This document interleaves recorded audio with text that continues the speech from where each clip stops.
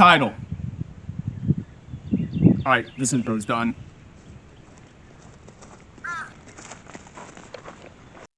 Right, wrapping up here for the day. God bless this mess. So,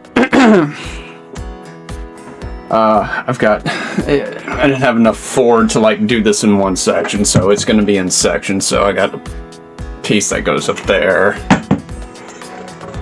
Then I don't know if you can see the markers in Sharpie, but this goes there. Well, you get the gist. And then fucking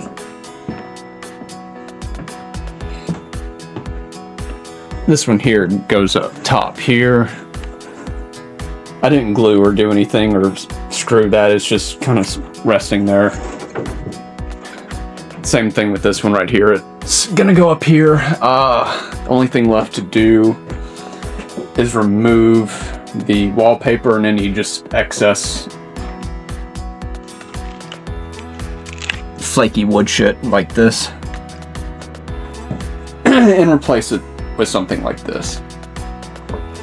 Oh, and then finish that other like third, that bottom third down over here.